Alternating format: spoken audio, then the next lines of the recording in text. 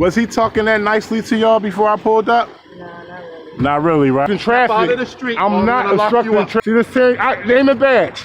Name the badge, officer. Let me see your hand. For what? I got off the street. What you spray me with, bro? What you spray me with? When I had this spray in my hand, it went off. It sprayed me in my eye.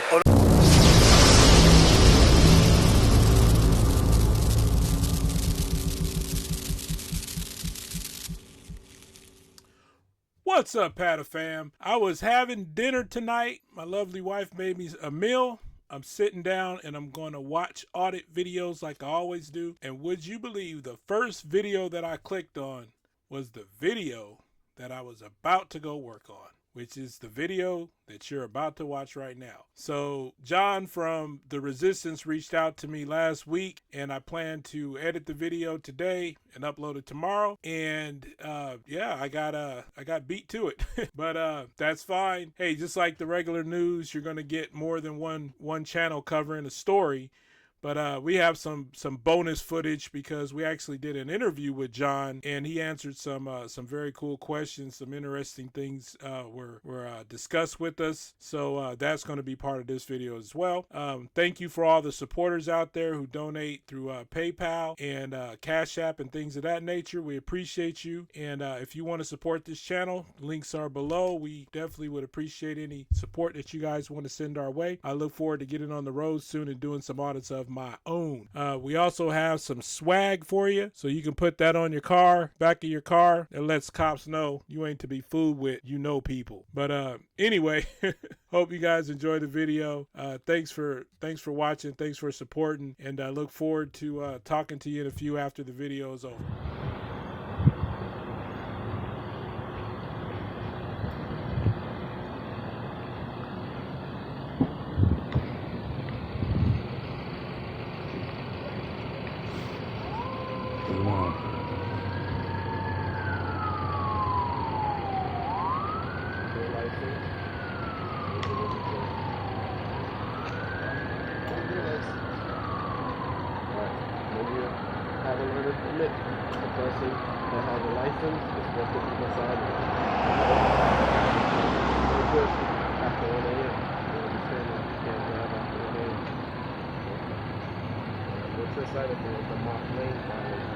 Because you were in the right-hand lane, then you're going left. And that lane is a bike lane. It's not supposed to be driving. See right here? See how they have it blocked off?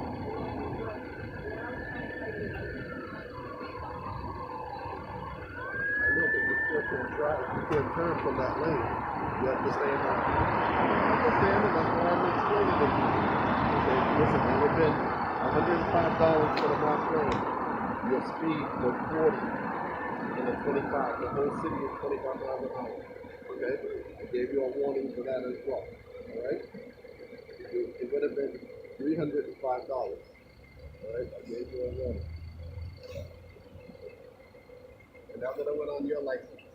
Okay? That would have been on your license for the citation. You done here, officer? Are you done? Was he talking that nicely to y'all before I pulled up? No, not really. Not really, right? Yeah, I know this dude. He's an asshole, and this was for y'all safety. I pulled up too late. But y'all check me out on YouTube. Boston Audits. Boston Audits, The Resistance. I'm not obstructing traffic. I'm not obstructing traffic. I'm not obstructing traffic. How you gonna lock me up?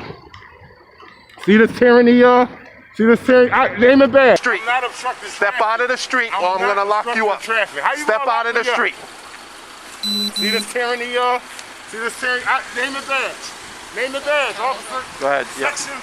Chapter 48, Section 98D. Name the badge. You are required. You are required. I'm not gonna tell you again.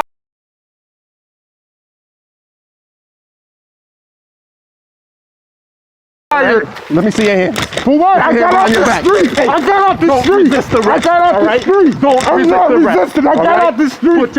I got out Put your the hands street. behind your back. I got out Put the your hands street. behind your back. What are you locking me up for? Put your hands What are behind you your back. locking me I up already for? told you. I got out Put your the hand street. behind your back. I got out Put the your hands street. behind your back. What are you locking me up for? Put your hands What are behind you your back. locking me I up already for? told you to step out of the What are you locking me up for? I'm not doing anything. Listen, I'm not put your doing hands anything. behind your back. I'm not doing anything. Put your hands behind your back. Stop resisting. What y'all locking me up for? What you spray me with, bro? What you spray me with? Stop resisting. Spray me with it. Bro, what you spray me with?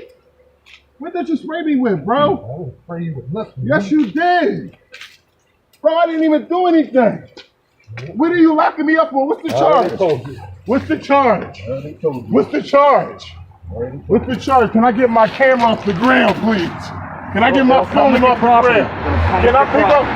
Can I get my phone off the ground, please? I got you. Huh? Can you give me my phone, please? Can you give me my You're phone? under arrest, too. Better Can you stop. give me my phone? I'm asking for my phone. Yeah. Give me my phone, bro. Can you give me my All phone? right, so we are here joined with the person that you saw in the video. This is John with the Resistance. And John, as you can see, went through it all because this cop lost his cool. John, do you want to give us some more detail and fill us in on the situation as it happened that night? And we'll go from there. Can you tell us exactly what happened that night? Definitely. Can you hear me clearly? I can hear you clearly. Shout out to ProveAllThingsAudits.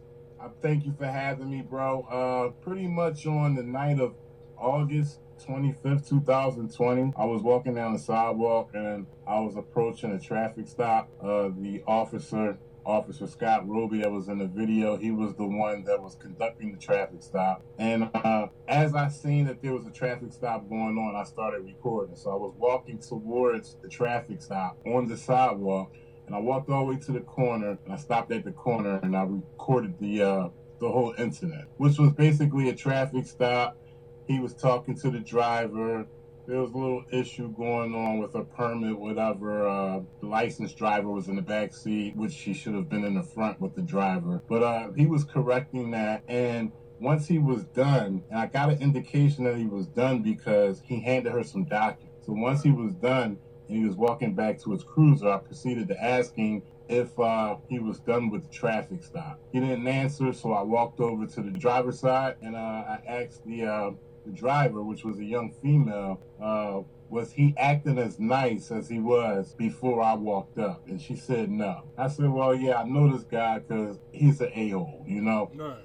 So I have him in a prior recording where he was, asserting his authority unlawfully. But back to that night, once he seen me speaking to the lady, he got back out his cruiser and he walked up towards me. He said, "Partner, step out of the street." And I replied by saying that I'm not obstructing traffic. I'm just standing at the driver's side door speaking to this lady in the car. He said, "If you don't step out the street, I'm going to lock you up." So right there, I was upset. I started flaming, okay? Like I was hot because I felt as though, number one, I'm not breaking the law. And number two, I've done nothing for you to take me to jail. So for you to threaten me, for him to easily threaten me like that, it's a problem. And it's always been a problem. This is nothing that's just discovered. It's always been a problem. But for him to assert authority in that manner, because he has his badge and he has his uniform on, and just say that I'm going to lock you up all willy-nilly whenever he feels like it, that's a problem. And I got upset. So he pretty much physically forced me back on the sidewalk because he walked down on me. And I'm the type of person, when I'm recording, I do not have any contact with the police, no physical contact at all. I'm always having my head on a swivel because there'll be 3 or 4 of them behind me, in front of me, and they all try to walk up and try to make contact, but I always try to keep clear of that contact. So as he walked me down, I just backed up and maintained that space without creating any contact, or him creating, because he was trying to create contact. Right. Backed up on the sidewalk, and I walked up the sidewalk to where his cruiser was, in the direction of his cruiser, but stayed on the sidewalk. I asked him for his name and badge. He kept walking. I stepped back off the curb, but I remained in the parking lane. I don't know if you can see in the video, I'm actually towing the line as if I was, trying to make that touchdown. And I never went into the actual traffic lane. Still in the parking lane. So when I was asking for his name and badge, he told me that he's not going to tell me again. Get out the street, and I'm under arrest. So I went from the parking lane.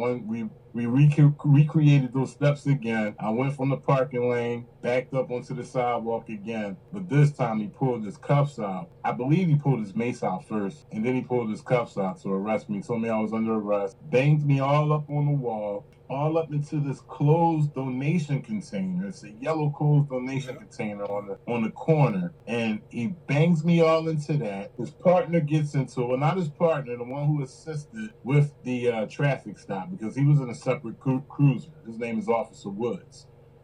He assisted, and they began to take control of my body. They pushed me up into the closed container.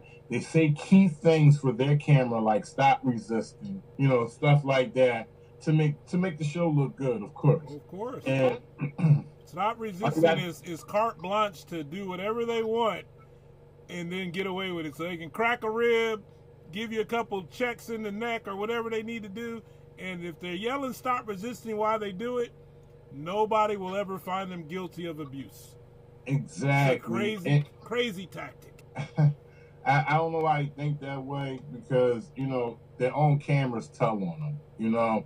The most telling body cam footage was Officer Woods, the officer who assisted Officer Rowley with the arrest. And it showed that I didn't resist. It showed that I also didn't commit assault and battery on a police officer, because it happened so fast, but it was able to get caught on Officer Wood's body camera because he was walking towards the situation to assist with the arrest. So it shows that I'm walking back with my left arm to my side and my right hand holding the camera recording. There's no resisting going on. There may be a little tenseness, but who's not going to tense up when they're being accosted the way they're being accosted? It went way beyond that. If I'm correct, they actually charged you with assaulting the officer, didn't they? Or battery to the officer of some type? Assault and battery on the cop, yes. Scratched his finger while he was in the process of arresting you? I mean, there was some trumping going on here. I'm sure you would agree. And also touch on the mace, but I'll let you continue. Yeah, so as they were arresting me and banging me up into the metal clothes container, all of a sudden the side of my face started burning. I think it was this side right here. The side of my face started burning. I'm like, wait a minute. And I could smell like some fumes in the air. So automatically I asked him, what did you spray me with? And it was kind of like a rhetorical question because I know what it was, but I really was trying to get a reason on why they even used his mace, because they were the ones that were aggressive the whole time. There was no probable cause. There was no reason for him to strike me. And when I say strike, I'm not saying like, a sucker punch or anything like that. Just the simple grab of my forearm and him trying to gain control of my arm to get it handcuffed. That's considered a strike as well. But I was never the one that was violent. These guys were the ones that were violent. Did he spray himself as well? Yep. I guess the weather was in my favor that night, a little windy, so either he sprayed it and the wind kicked it back in his face, or he had it, pointed in the wrong direction. So if you were to accidentally pepper spray an officer accidentally, you would be charged. If he accidentally sprays you, that nothing happened to him, I'm sure. That's right. That's pretty interesting. I mean, he even went as far to say that I didn't get hit with the spray.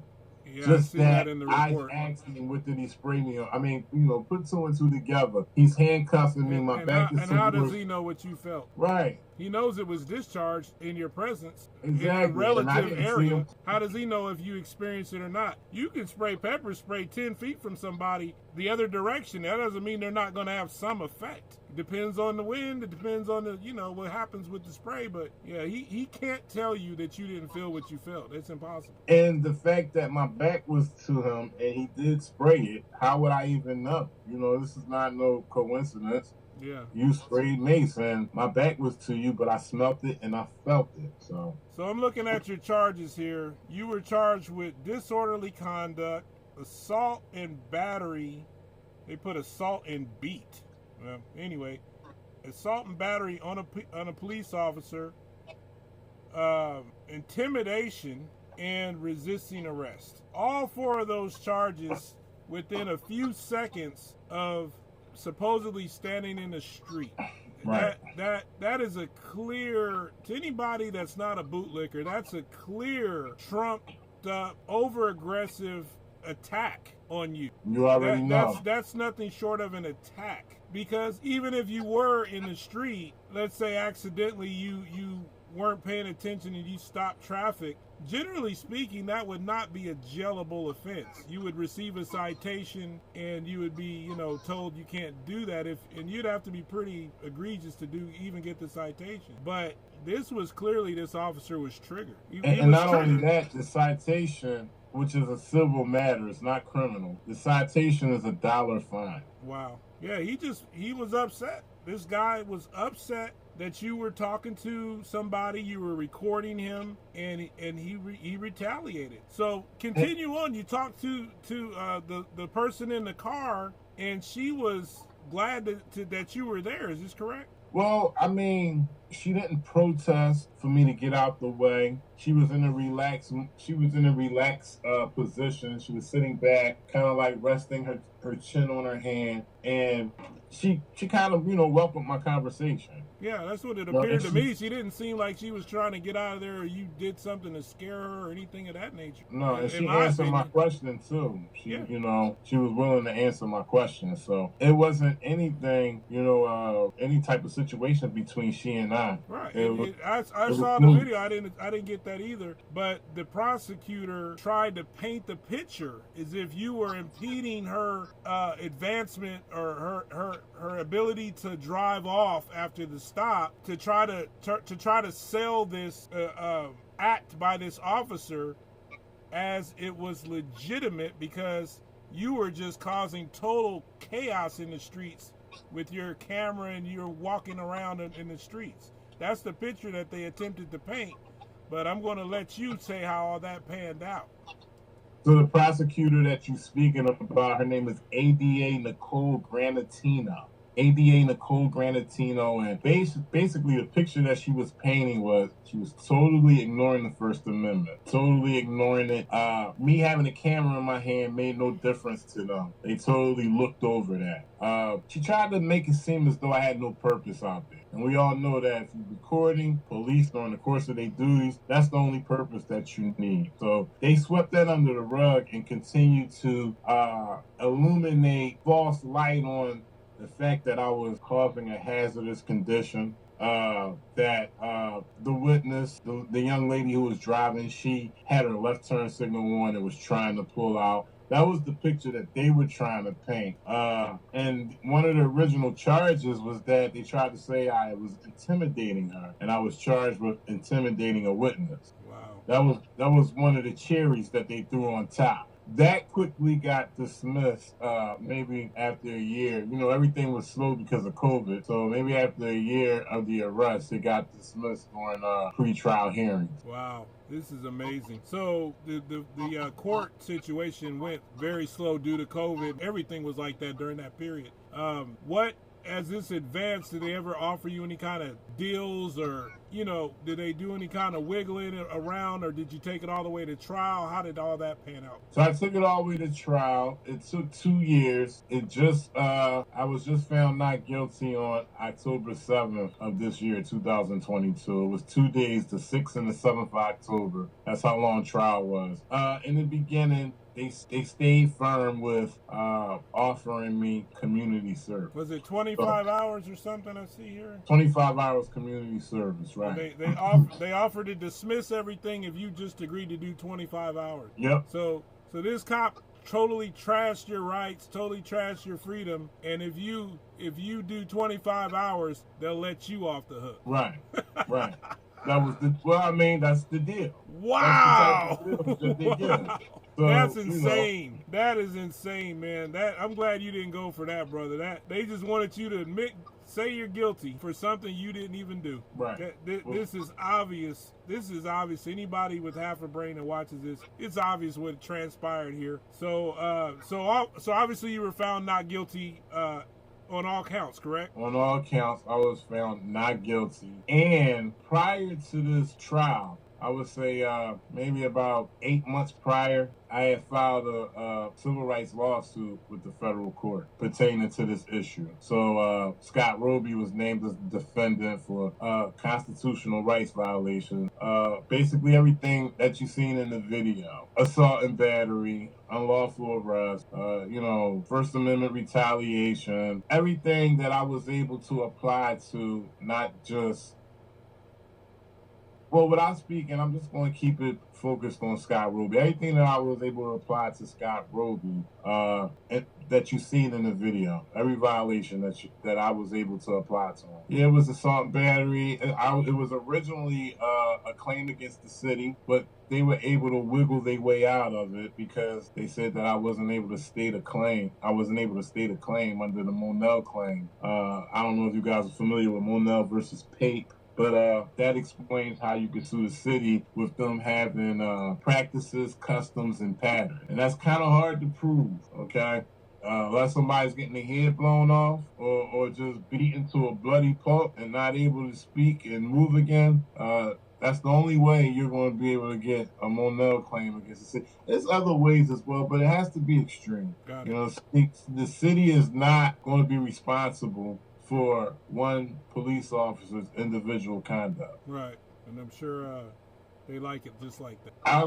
Money talks. So you're able to pay for it, you can get it done. But right, you need to have that money to pay the lawyer because nobody wants to take it on a contingency, I imagine. Right. Not unless, like you said, it's extreme death or paralyzation or something crazy like that.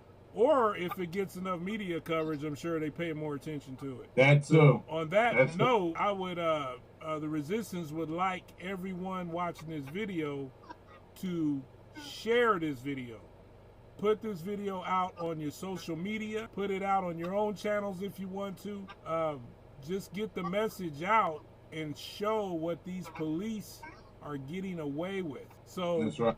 Not only did he get violated by being thrown in jail and charged with all these false allegations, the worst part of it is, to me, that there was no accountability. This officer got off totally scot-free. I listened to the hearing. It was just audio. We may or may not share that in different forms, later on. But one thing I remember that really bothered me is during the trial, once the Resistance was deemed not guilty on all counts, is the judge thanked the officer for his service. Oh yeah. Even the judge didn't call the officer out on an obvious retaliatory stop and arrest of a journalist just simply talking to somebody that was pulled over that did not deserve any of this. If you see the video, you'll see he wasn't yelling, he wasn't disrespectful, he wasn't jumping in the middle of the street, stopping traffic, causing accidents, or any of that stuff. You know what I mean? The people walk across it all the time. It's just a regular ass street in that sense. For him to go ape shit for you talking to somebody in a car that they just stopped, he was annoyed. Well, that's because I was distinguishable to him. He knows me. He knows what I do here in Boston. He knows I record police, and I do it very frequently. At the time, I was doing it very frequently. So he was tired of me. He already had an encounter with me prior. It's obvious. So this was his opportunity to take care of the boy. Payback. Right. If you went up and licked his boots, if you were one of bootlickers, like cops or something, and said, "Hey, officer, how's it going tonight?" And you would have been able to do backflips in that street. He wouldn't have touched you. But just, man, I tell you, that just shows how little of a piece they can hang something on. And he took nothing. I mean, that was the judge. If it was any judge, should have reprimanded him. If he was really about justice, he should have said, you know what? Watching the video, there was no reason to lock this man up in jail. There was no reason. People step in the streets all the time. But that goes to show you that the judge is in for the take as well, because it's all about money. It's obvious. This is It's obvious. all about money. This is why people don't believe in the system right here. And when people go, oh, there's justice, liberty, and justice for all, this is clear proof that there's not justice for all. This is obvious proof. Just watch the video. You can see for yourself. We don't have to say a word. Just watch the video. But the outcome, if you apply it like you should, the outcome is great. Like, you can win. You can challenge jurisdiction. Here's my problem with that. Is it took 2 years of your life to fight this. It was a stress. You had to go through the ordeal. You had to have that weight on you. And the weight was unfair. So let's say in the end, yeah, they do go, okay, yeah, all of this is bull.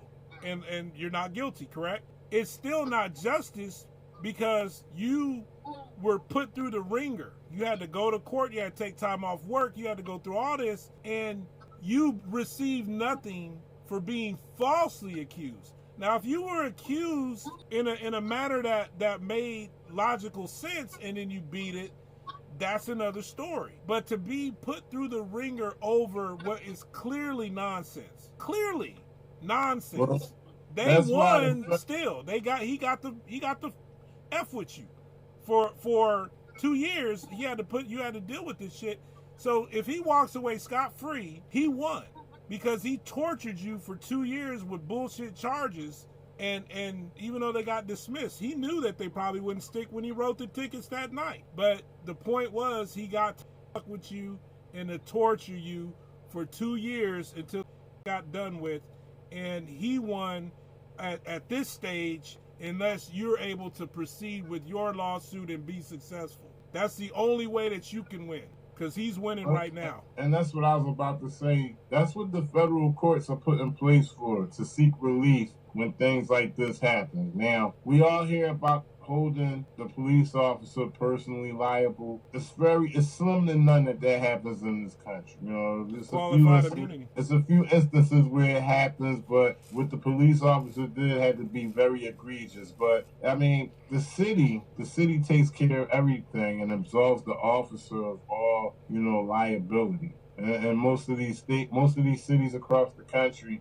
the officer never really faces any accountability. I mean, if you want to talk about any reprimands, a week of training on this, or a week of desk duty, or maybe a week of no work with pay, that kind of reprimand, yeah, that happens all the time. But even, going through the federal lawsuit, it's just going to be a stain on the Boston Police Department's record. And, we all know how many stains they have already.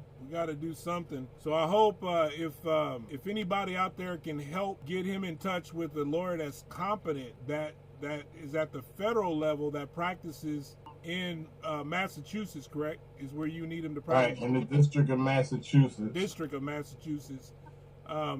You need to. I'll put the resistance contact information in the description of this video.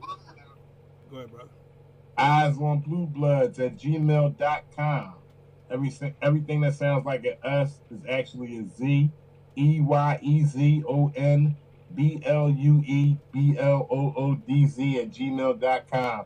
No Cash App, no PayPal, no Venmo, none of that. Just exposure. Get this video out there, because they doing this every day in Boston and all the other cities across the country. The same exact charges. Their go-to charges are disorderly conduct and resisting arrest. And if they can add assault and battery after they can't get you to comply, they will add that as well. And this happens every day within this country, not just in Boston, not just in Fayetteville, not just in Detroit. It happens all over. You got people going to jail that's not breaking any law or committing any crimes. It's just, these officers got feelings and they want you to abide by what they say, whether it's lawfully or unlawfully. They don't care. That's true.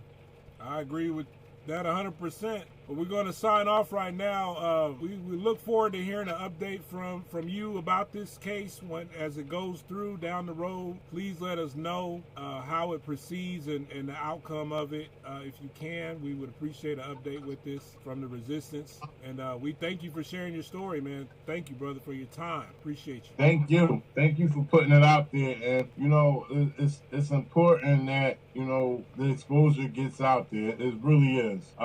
Feel free to use that audio hearing from the trial. Any little clips you want to put, you know, within this video, go ahead and do that, because that's why I sent it to you. Got it. Yeah, it's a lot of key things in that audio hearing that, you know, will get people attention. I'll probably put a link or something to update that link to. I'll probably make either a separate video or a link to the audio for the people that want to dive deeper into this situation. But I will do that for you. Yes, sir. Okay. Got it. Yeah, no problem. Thank you, man. I appreciate it. Shout outs to ProveAllThingsAudits. Appreciate that, bro. All right, Pata fam. Once again, shout out to the Resistance for doing the interview with us. We appreciate you, and we wish you the best with your lawsuit. Let me know down in the comments if you guys want me to make a part 2 to this, because there's actually some footage of him being booked in where they roughed him up, and you can only put so much on YouTube before they start suppressing the video. They're probably already going to demonetize this video or restrict the ads because of the nature of the video with him being arrested and such. So I'm still going to post it up for you guys to see, but it actually is a little worse than what this video shows. I can put that over on my Patreon where I can get away with a little bit more. Let me know down in the comments if you guys would support that. If you want to see it, it's up to you. But anyway, if you have any videos you would like us to review, the email is also in the description. Please send it our way, and we may do a story on it and give you some exposure. We always appreciate the support. This is Prove All Things. I'm Shannon. Shalom.